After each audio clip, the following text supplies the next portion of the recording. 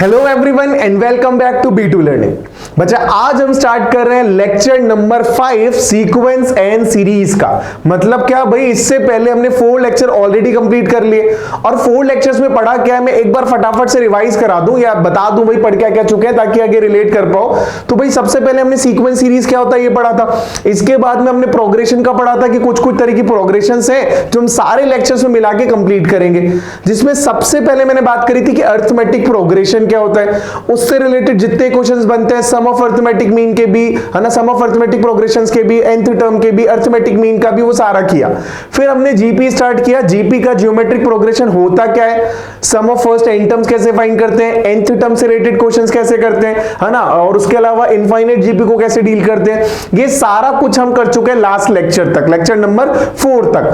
अब बच्चा इस लेक्चर में बात करूंगा इसके आगे की कहानी। और आगे की कहानी क्या है भाई, जब जीपी समझ आ गया है तो जैसे अपन ने एपी पढ़ा था तो एपी के बाद क्या बोला कि सर एपी समझ आ गया, अब अरिथमेटिक मीन पढ़ लेते हैं। तो अरिथमेटिक मीन भी पढ़ा, उससे रिलेटेड क्वेश्चन भी करे और वो कर लिया, यही हुआ। अभी जब जीपी पढ़ेंगे तो ऑफ कोर्स जीपी के बाद भी क्या आएगा, जियोमेट्रिक मीन भी आएगा, है ना, जियोमेट्रिक मीन भी आएगा। तो जियोमेट्रिक मीन क्या होता है मैं समझाता हूं, पहले एक बार थोड़ा सा अरिथमेटिक मीन याद कर लेते हैं। क्या बोला था कि भाई मेरे पास ना अगर 5 नंबर है और मुझे फाइंड करना उनका M that is arithmetic mean, तो अप्रोच क्या बनता है, सबका सम कर दो और डिवाइडेड बाय 5 कर दो। जैसे 2 नंबर से ए और बी फाइंड करना है एम, तो क्या करते थे a plus B by 2।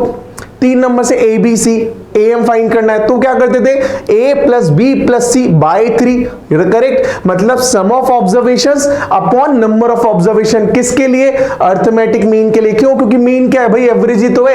Average कैसे फाइंड करते हैं, सबका सम कर दो, डिवाइड कर दो जितने नंबर के सम कर रहे हो, है ना, जितने नंबर्स के एम की यानी कि मीन की यानी कि एवरेज की बात कर रहा हूं।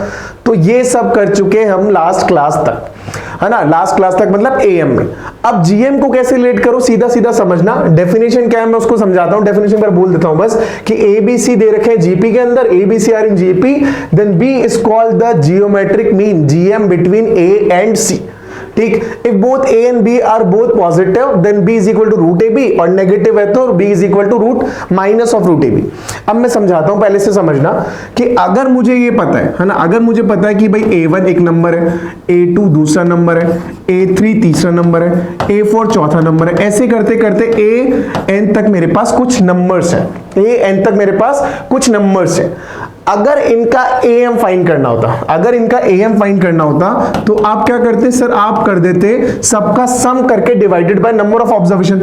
मतलब अपन करते A1 plus A2 plus A3 और करते करते प्लस AN अपॉन में नंबर ऑफ ऑब्जर्वेशन मतलब n, यही आता है AM।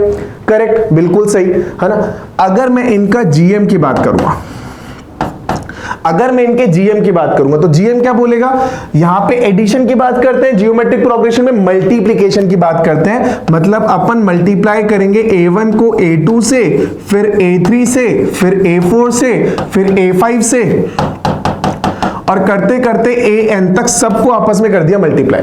सबको आपस में क्या कर दिया, सबको आपस में कर दिया मल्टीप्लाई। और जैसे यहां पे कर देते डिवाइडेड बाय n, यहां पे कर देंगे to the power 1 upon n, to the power 1 upon n, यानी कि मैं बोल सकता हूं nth रूट ऑफ इन सबका प्रोडक्ट, nth रूट ऑफ इन सबका प्रोडक्ट। मतलब जो नंबर्स है जिनका जीएम फाइंड करना है सबको मल्टीप्लाई कर दो, उनकी पावर कर दो 1 अपॉन n, तो मेरे पास जो रिजल्ट आएगा वो उसको क्या बोलेंगे, उसको बोलेंगे जियोमेट्रिक मीन।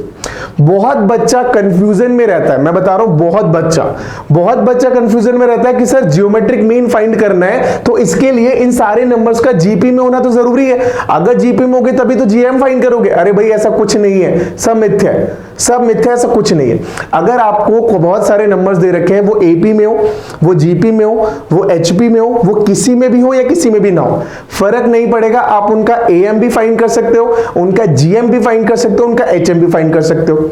करेक्ट, अगर नंबर्स दे रखे थे एएम फाइंड करना था सबका सम डिवाइडेड बाय n, अगर नंबर दे रखे हैं सबका जीएम फाइंड करना है, चाहे जीपी में हो चाहे नहीं हो फर्क नहीं पड़ता, सबका जीएम फाइंड करना है, तो क्या किया अपन ने, सबका कर दिया मल्टीप्लाई और पावर कर दिया 1 अपॉन n, पावर कर दिया 1 अपॉन n, मतलब nth रूट की बात कर ली। यानी कि अगर मेरे पास लेट सपोज 2 ही नंबर्स है, मेरे पास नंबर थे A और B, मुझे इनका जीएम फाइंड करना, तो इनका जीएम क्या हो जाएगा, इनका जीएम हो जाएगा इन दोनों का प्रोडक्ट का पावर 1/2 मतलब स्क्वायर रूट।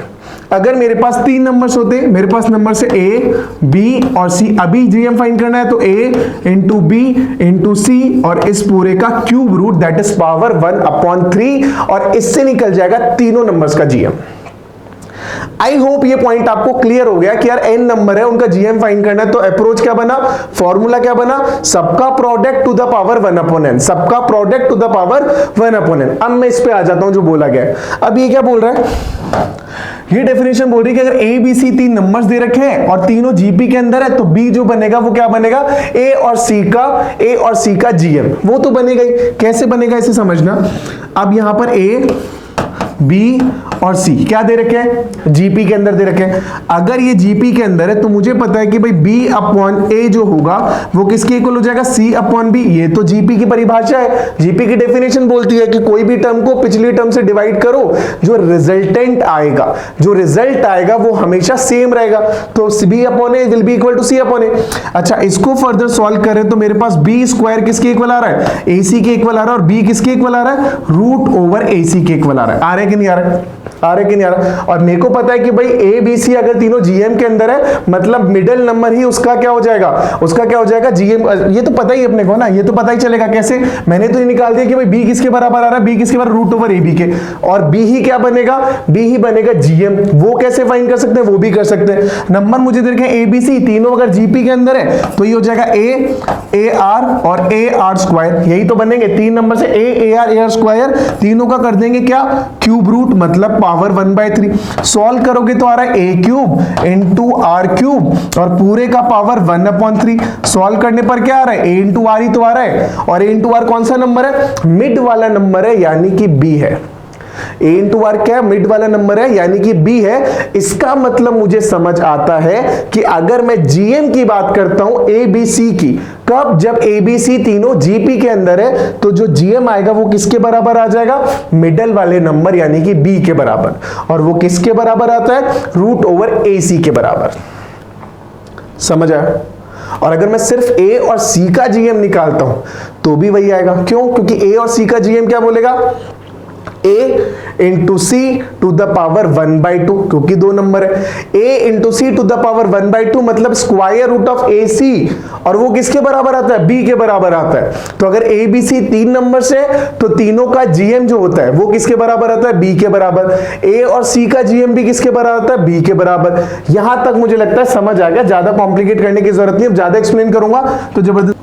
ओके बच्चा, अब बात करते हैं, है ना, नेक्स्ट टॉपिक है अपने पास n geometric mean between A and B, है ना। A और B 2 नंबर्स दे रखे हैं अपने को और उनके बीच में n जियोमेट्रिक मीन इंसर्ट करने। अब ये क्या है, ये आराम से समझना, है ना, डेफिनेशन क्लियर सब बता देगी अपने आप कि अगर A और B 2 नंबर्स है, A एंड B मेरे को 2 नंबर्स दे रखे हैं, and A G1 G2 G3 से लेकर Gn देन B, ठीक, नया सीक्वेंस आ रहा है, दिस इज इन GP, मतलब ये जो सीक्वेंस है ये सारे के सारे नंबर्स ना GP के अंदर है। इसका मतलब जो ये G1 G2 G3 से लेकर Gn तक है ना, ये क्या है, ये सारे के सारे GM है। कितने, n geometric mean between A and B, है ना। मतलब क्या बोलना चाह रहा है मैं आपको समझा देता हूं, है ना, इजी लैंग्वेज में, साफ सुथरी लैंग्वेज में, कि अगर मेरे पास एक नंबर तो दे रखा है A और एक नंबर दे रखा है B, है ना, और अपन ने क्या करना है, इनके बीच में जियोमेट्रिक मीन इंसर्ट करने, कितने, n। तो जियोमेट्रिक मीन इंसर्ट करें, जिनको मैंने बोला एक पहला G1 है, दूसरा वाला G2 हो जाएगा, दूसरा वाला G2 हो जाएगा, तीसरा वाला G3 हो जाएगा, और ऐसे चलते चलते n वाला Gn हो जाएगा, nth जियोमेट्रिक मीन Gn हो जाएगा। मतलब क्या हो रहा है कि A और B के बीच में मैंने से n जियोमेट्रिक मीन इंसर्ट कर दिए। तो बच्चा ध्यान रखना, जब भी आप ऐसा करोगे, यानी कि ये स्टेटमेंट बोलूं या ये स्टेटमेंट बोलूं, दोनों वाइस वर्सा है। मतलब ये क्या बोल रहा है, अगर A और B के बीच में मैंने n जियोमेट्रिक मीन, बार बार ये हमारा भाई n GM अगर इंसर्ट करूंगा तो जो रिजल्टेंट सीक्वेंस आएगा ना वो हमेशा GP के अंदर होता है। या इसका रिवर्स बोल दूं कि अगर ये सीक्वेंस GP के अंदर है, इसका मतलब G1 से लेकर Gn तक n जियोमेट्रिक मीन इंसर्ट किए हुए हैं, किसके बीच में, A और B के बीच में। बस ये बात समझना। जनरली क्वेश्चन अपने पास दूसरी लैंग्वेज में आता है कि यार 2 नंबर दे दिए, 1 की वैल्यू दे दी, 2 की वैल्यू दे दी, और बोला इसके बीच में 10 GM इंसर्ट करो, और 5वां बताओ, चौथा बताओ, 7वां बताओ। इस तरीके का क्वेश्चन अपने पास जनरली आता है, ठीक है। अब क्या बोल रहा है, डील कैसे करें समझते हैं, और सीधा सीधा सा क्वेश्चन है ना, याद करने जैसा कुछ है नहीं, एग्जैक्टली सेम अप्रोच मानो कि यार ये जब मेरे पास मुझे पता है कि ये जो रिजल्टेंट सीक्वेंस आ रहा है ना, ये जो सीक्वेंस आ रहा है किसके अंदर है, जीपी के अंदर है। अच्छा, नंबर ऑफ टर्म्स कितनी हो जाएगी जीपी के अंदर, ये तो मेरे को पता चल गया किसके अंदर है, जीपी के अंदर है। अभी मैं अगर नंबर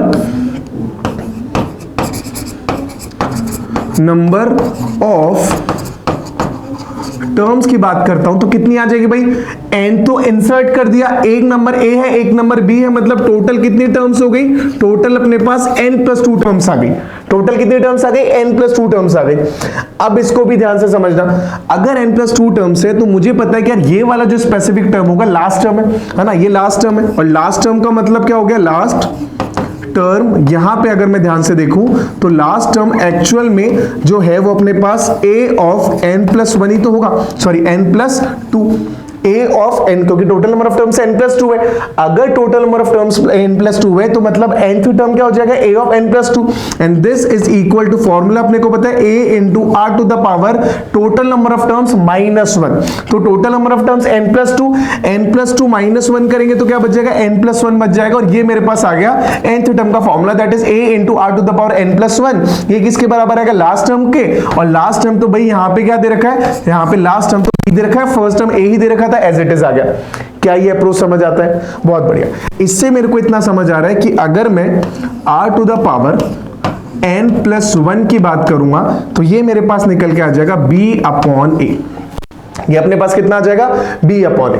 अच्छा, अगर मुझे पता है कि मेरे को कोई भी स्पेसिफिक टर्म फाइंड करना है, g1 फाइंड करना है, g2 फाइंड करना है, g3 फाइंड करना है, कुछ भी फाइंड करना है, तो फॉर्मूला क्या बनेगा, फॉर्मूला वही बनेगा, है ना। मेरे को क्या क्या चाहिए होगा, a चाहिए होगा, एक कॉमन रेशियो यानी कि r चाहिए होगा।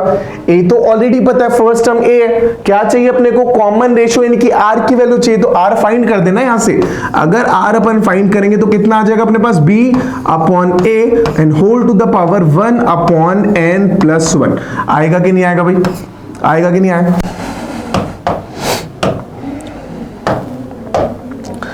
ये अपने पास आ गया फाइनल रिजल्ट ऐसा कुछ। अब ये किस चीज को इंडिकेट कर रहा है भाई, मेरे पास आ गया कॉमन रेशियो यानी कि r की वैल्यू। अब मुझे कोई भी स्पेसिफिक टर्म फाइंड करनी है, कोई भी स्पेसिफिक gm फाइंड करना है, जियोमेट्रिक मीन gm1 फाइंड करना है, सेकंड फाइंड करना है, थर्ड फाइंड करना है, फोर्थ फाइंड करना है, तो इजीली फाइंड कर सकते हैं। कैसे, क्यों, क्योंकि इसके बाद तो मुझे फॉर्मूला आता है। फॉर्मूला कैसे आता है कि अगर मैं जियोमेट्रिक मीन 1 की बात करता हूं, यानी कि g1 की बात करता हूं, तो ये मेरे पास कितना हो जाएगा, ये हो जाएगा सेकंड टर्म, है ना। सेकंड टर्म, फर्स्ट टर्म तो a था, सेकंड टर्म g1 था, तो ये मेरे पास सेकंड टर्म हो गया। और इसका फॉर्मूला पता है, first term into r to the power 1, मतलब a इंटू r कितना आ रहा है, r आ रहा है मेरे पास ऐसा कुछ, that is b/a whole to the power 1/n+1, जो यहां पे गिवन है, जो यहां पर गिवन है। इसी तरीके से अगर अब मुझे g2 फाइंड करना है तो g2 क्या निकल के आ जाएगा, g2 आ जाएगा थर्ड टर्म, यानी कि a into r to the power 2, यानी कि यहां से आ जाएगा a into b/a to the power 1 की जगह पावर 2 है, तो 2/n+1। क्वेश्चन खत्म। अभी मेरे को कोई भी स्पेसिफिक gm फाइंड करना है तो वी कैन इजीली फाइंड, चौथा, पांचवा, सातवां, 10वां, कोई भी gm। अगर nth gm की बात करेंगे तो कितना हो जाएगा, इसी तरीके से चलते हुए अगर nth gm की बात करूंगा तो मुझे पता है nth gm का मतलब कौन सा नंबर ऑफ टर्म्स हो गया, a ऑफ n+1, जो किसके इक्वल आ जाएगा, a into r to the power n, जो किसके इक्वल आ जाएगा, a into b/a to the power n, मतलब n/n+1। और ये मेरे पास आ गया nth जियोमेट्रिक मीन। यानी कि कोई भी स्पेसिफिक gm फाइंड करना है, कोई भी स्पेसिफिक gn फाइंड करना है तो वी कैन इजीली फाइंड, सीधा सीधा फॉर्मूला मेरे पास रखा हुआ है, अब वैल्यू पुट करो और आंसर निकालो। मुझे लगता है यहां तक अब कोई पॉइंट क्लियर है ना, यहां तक हर एक पॉइंट क्लियर है, कोई कंफ्यूजन तो नहीं बनेगा। सीधा सीधा समझ आया कि अगर n जियोमेट्रिक मीन इंसर्ट करना है तो दो चीजें चाहिए, एक r चाहिए और एक कौन सा gm अपने को फाइंड करना है, n की वैल्यू चाहिए। ठीक, तो अब क्वेश्चन कैसे आएगा कि दो नंबर दे दिए, दोनों के बीच में मैंने लेट सपोज 10 gm इंसर्ट किया और उसमें से कोई स्पेसिफिक gm पूछ लिया, तो फॉर्मूला मेरे को समझ आ गया, r की वैल्यू क्या होती है, जो दो नंबर्स दे रखे, लेट सपोज a और b दे रखा है, तो b/a whole to the power 1/n+1, जहां पे b है लास्ट टर्म, a है फर्स्ट टर्म, n है जितने जियोमेट्रिक मीन अपन ने a और b के बीच में इंसर्ट करे। देन अपना क्वेश्चन समझते हैं, क्वेश्चन से थोड़ी और क्लैरिटी आएगी। पहला क्वेश्चन क्या बोल रहे हैं, the product of n GMs, the product of n, अच्छा ये भी नोट है भाई, इंपॉर्टेंट नोट है, समझ लेना है ना, मिस ना कर दे। The product of n GMs between A and b is equal to the nth power of the single GM between A and b. सुनने में समझने में एक बार कॉम्प्लिकेट सा लग रहा है, मैं इसको इजी करता हूं। इजी कैसे कर रहा हूं, मैं बोल रहा हूं कि भाई दो नंबर दे रखे a and b, the product of n GMs between A and b, तो ए एंड बी दो नंबर्स है, इनके बीच में एन जीएम इंसर्ट कर दो, मतलब G1 G2 G3, और ऐसे करते करते करते एन जीएन मतलब सॉरी एन जीएम का मतलब अपन ने GN तक जियोमेट्रिक मीन इंसर्ट कर दी ए और बी के बीच में, करेक्ट। अब क्वेश्चन क्या बोल रहा है अपने को, अब स्टेटमेंट क्या बोल रहा है अपने को, इसका जो प्रोडक्ट आएगा, मतलब किनका प्रोडक्ट, मतलब product G1 into G2 into G3 और ऐसे करते करते GN तक का। अच्छा एक काम करते हैं, एक बार प्रोडक्ट फाइंड ही कर लेते हैं। प्रोडक्ट फाइंड करने के लिए मुझे GN की वैल्यू, G1 की वैल्यू चाहिए। G1 की वैल्यू अभी अभी अपन ने फाइंड करी थी। G1 क्या बोल रहा था भाई, G1 बोल रहा था a into B upon A to the power 1 upon n plus 1 into G2 क्या बोल रहा है, a into B upon A to the power 2 upon n plus 1 into, वैसे G3 करते करते करते Gn क्या बोल रहा होगा, a into B upon A to the power n upon n plus 1, यही आ रहा है। परफेक्ट, मल्टीप्लाई कर दो, मल्टीप्लाई करोगे तो भाई ए मल्टीप्लाई हो रहा है n टाइम्स, मतलब a to the power n आ गया। ओके भाई, यहां से b अपॉन a की पावर क्या हो जाएगी, b अपॉन a की पावर, सारी पावर्स एडिशन में आ जाएगी, तो 1 upon n plus 1 plus 2 upon n plus 1 plus 3 upon n plus 1 से करते करते करते n अपॉन n प्लस 1 तक। अच्छा इनमें से एलसीएम ले लेता हूं n प्लस 1, अगर n प्लस 1 एलसीएम ले लिया, अगर n प्लस 1 एलसीएम ले लिया तो ऊपर से कितना आएगा, 1 प्लस 2 2 प्लस 3, और ऐसे करते करते लास्ट टाइम कितना n है। अब इसको सिंप्लीफाई कर लो, this is again equal to a to the power n into b upon a to the power 1 plus 2 plus 3 plus 4 से लेकर n तक, sum of first n natural number, formula पता है अपने को, n into n plus 1 upon 2, और यहां से जो n प्लस 1 चल रहा था उसको एज इट इज लिख देते हैं n प्लस 1। अच्छा n प्लस 1 कैंसिल हो गया, n प्लस 1 कैंसिल हो गया। अगर कैंसिल हो गया तो रिजल्टेंट क्या आ रहा है मेरे पास, अभी रिजल्ट मेरे पास आ रहा है यहां से, this is equal to a to the power n into b upon a to the power कितना भाई, n बाई 2, कितना आ रहा है भाई, n बाई 2 आ रहा है। इसको फर्दर सॉल्व कर दे, इसको फर्दर सॉल्व करे तो मेरे पास कितना आ जाएगा, देखो a upon a to the power n by 2, इधर a to the power n solve करेंगे तो कितना बच जाएगा, a to the power n by 2 into b to the power n by 2, मतलब a into b to the power n upon 2, और इसको मैं लिख सकता हूं रूट ओवर ए बी की पावर n। इसको क्या लिख सकते हैं भाई, रूट ओवर ए बी की पावर n।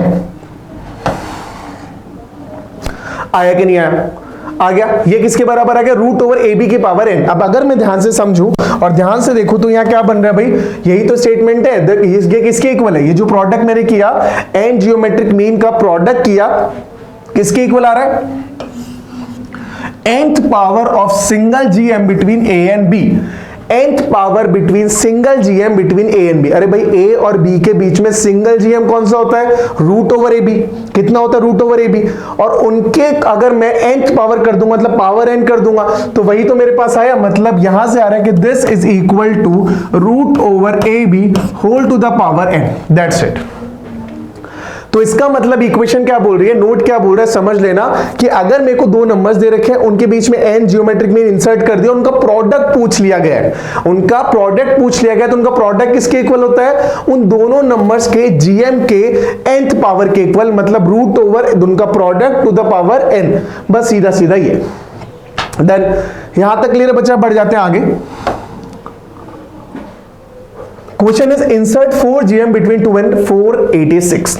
अब क्वेश्चन में कुछ बचा ही नहीं, सीधा सीधा क्वेश्चन बोल रहा है कि भाई एक नंबर मेरे को 2 दे रखा है, एक नंबर सर 486 दे रखा है, आप क्या करो इनके बीच में 4 GM इंसर्ट कर दो, मतलब कौन कौन सा, G1 इंसर्ट करना है, G2 इंसर्ट करना है, G3 इंसर्ट करना है और एक G4 इंसर्ट करना है।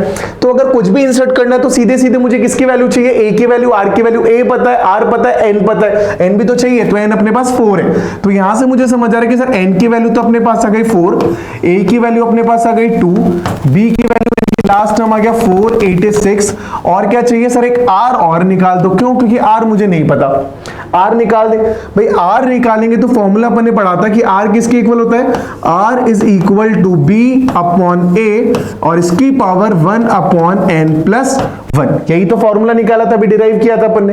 अच्छा भाई, b कितना दे रखा है 486 अपॉन a कितना दे रखा है 2, पावर दे रखा है 1 अपॉन n कितना है भाई 4, 4 प्लस 1 कितना आ गया 5 आ गया।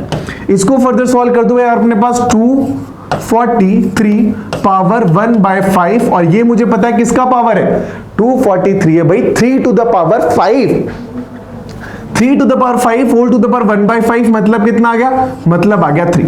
मतलब किसके बराबर आ गया, 3 के बराबर आ गया, मतलब r आ गया 3। तो क्वेश्चन ही खत्म है। अगर g1 फाइंड करना है तो g1 हो जाएगा अपने पास a2 का मतलब हो गया a into r to the power 1।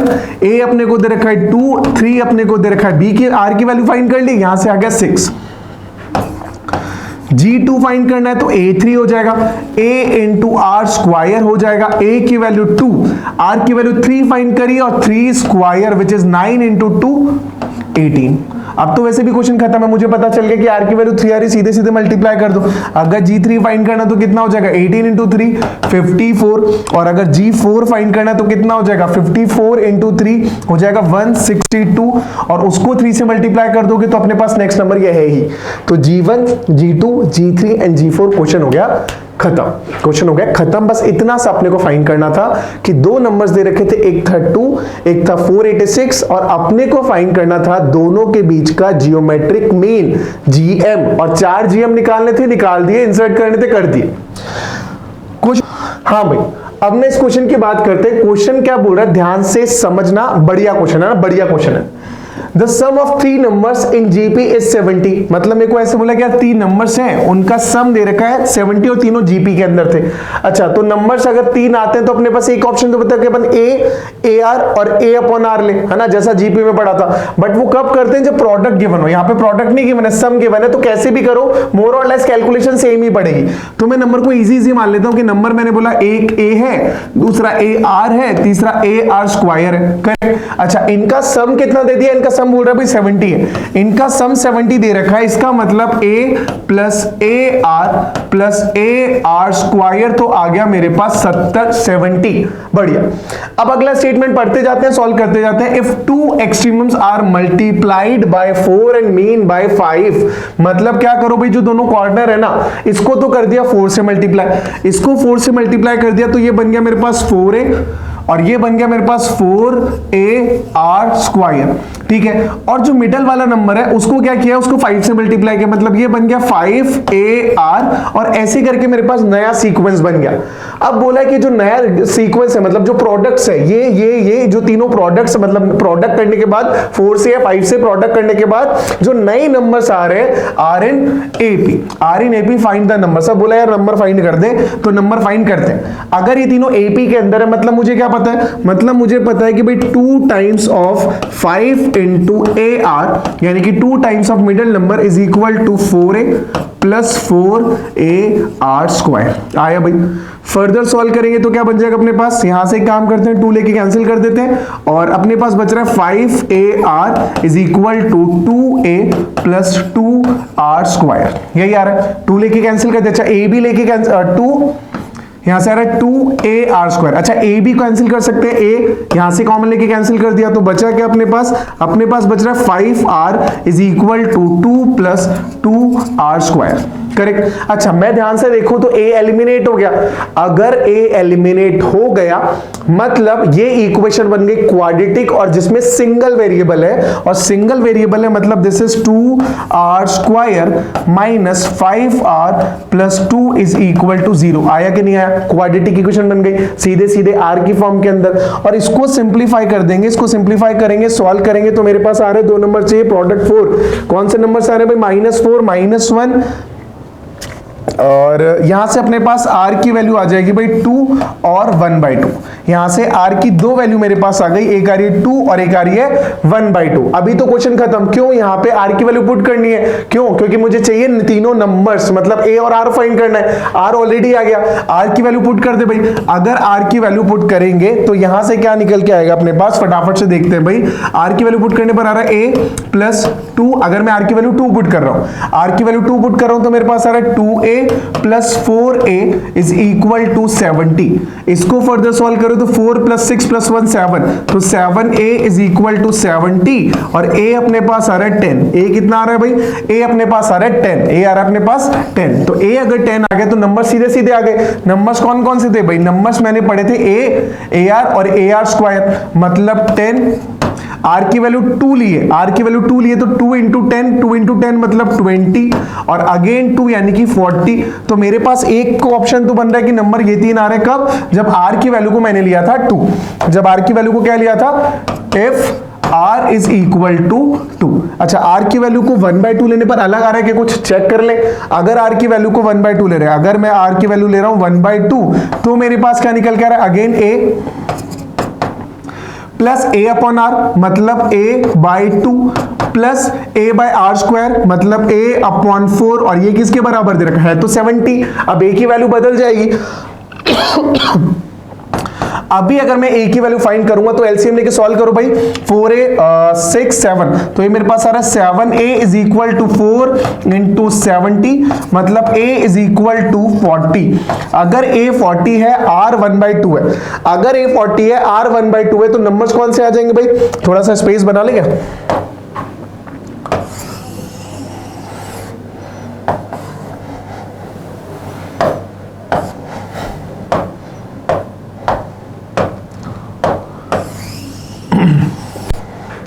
हाँ भाई, अपने को क्या दे रखा था? सब कुछ आ चुका था। यहाँ पे अपन ने क्या कंसीडर किया, देखा जब फाइनल रिजल्ट जो का देख रहे हैं a 40 आ रहा है और r 1/2 आ रहा है। अगर a 40 और r 1/2 आ रहा है, इसका मतलब मेरे पास first number a which is 40, second number 1/2 करने के बाद आ जाएगा 20 और फिर 1/2 करने के बाद आ जाएगा 10। मतलब मोर और लेस नंबर तो वही 3 आ रहे हैं अपने पास जो पहले थे और नंबर मेरे पास आ रहा है 10 20 40 40 20 10। कुछ भी बोलो आंसर सेम आ रहा है। मतलब क्या? मतलब सीधा सीधा से अप्रोच बना, क्या क्वेश्चन में था दे रखा था उसको यूज करते और फाइनल अपने पास आंसर आ गया।